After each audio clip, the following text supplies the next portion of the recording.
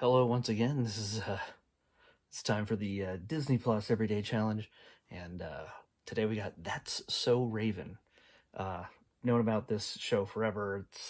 It's certainly made its way into pop culture, but I've never watched it. I had no reason to. It was not ever really made for somebody my age. But yeah, this is apparently, I guess, on the Disney Channel for a while.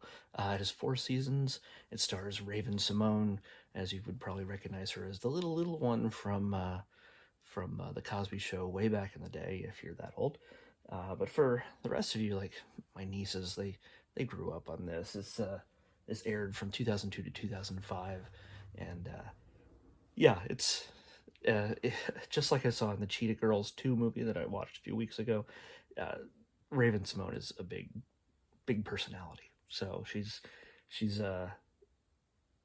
her tendency is to be very loud and very expressive, and yeah, that's definitely she's got that in spades. So she's really a character. But the the the concept of this I did not know about before watching this. I did not know that the character she plays, Raven, big stretch, um, was psychic. Didn't realize she was a psychic who really, that's not really a proper term for it, I guess, but she's a precog for this, psychic ability nerds out there. She can tell the future. So every episode, she somehow gets a flash, uh, zooms in on her eye, and then she sees a short snippet of the future, and then she always misinterprets it. And that's the whole gist of the thing. How she gets through it, how she figures it out, it usually involves her dressing up in some sort of outlandish costume and taking on a very, very strange and even more over the top character than she is already. The pilot episode, the very first one, she dresses up supposedly as her mom, not anything like her mom. Her mom's much more straight laced, but she dresses up as pretty much a Medea, Tyler Perry type of character. Uh, Big boobs, big butt, big hat, loud, obnoxious, big clunky glasses. She's pretty much, I mean, she inhabits that character. This is her turned up to 11 pretty much in that episode. Yeah, so it's let me control this a little bit better. So yeah, I don't know if you can see that. That's pretty much what she dressed like in the first episode. And then I watched the first episode of each season. So I watched 4 episodes. Yeah, I'm not half-assing this. The second episode I watched was the first episode of season 2. Out of control, her father gets a restaurant, and of course she makes it all about her. She's not always the best person, but she's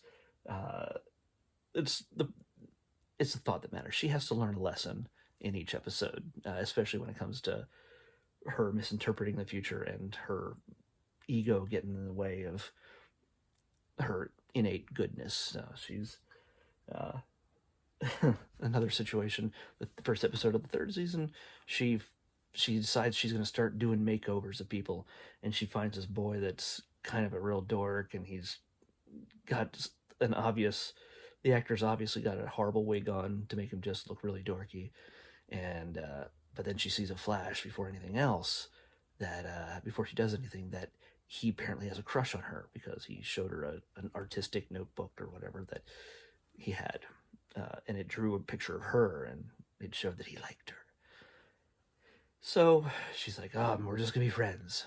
We're just friends. This is what friends do, these makeovers. Well, guess what?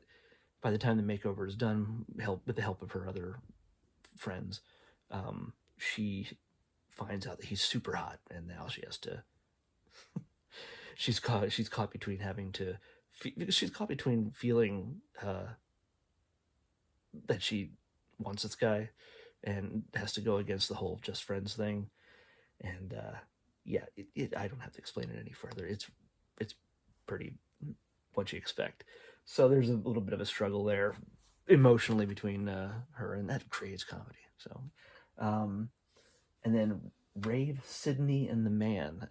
Basically, I'm pretty sure they got this very tiny actress. She's honestly, she looks like she might be 8. They probably found her on a America's Got Talent kind of show, and she sounds and acts like a stand-up comedian 6 times her age. And basically, she gets mentored, I guess, in a sense, by Raven, and she's really obnoxious. She's really rude, but she's really funny. She actually is really funny.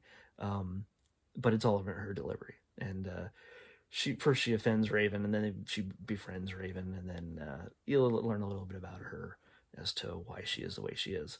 And I don't know who she is, who played her, but I'm betting money she appeared in some sort of America's Got Talent or something with Howie Mandel. I have no idea, and that's probably how she got the job in the final season opener for this. So yeah, that episode enough is just to see this tiny girl have a even bigger personality than Raven, if that is even possible. So anyway, that is That's So Raven.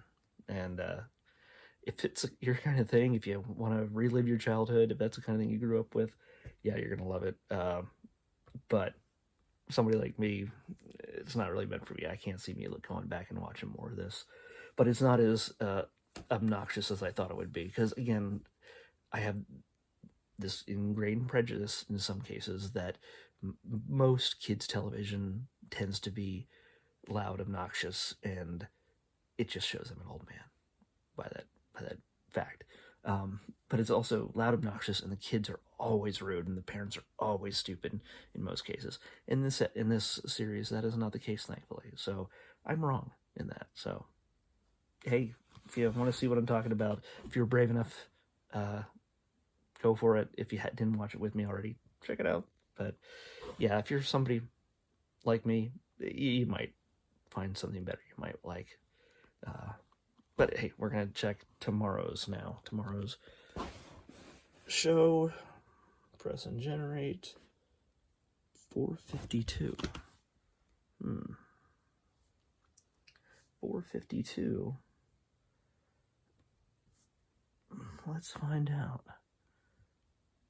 4:52. Oh. Huh. It's another series.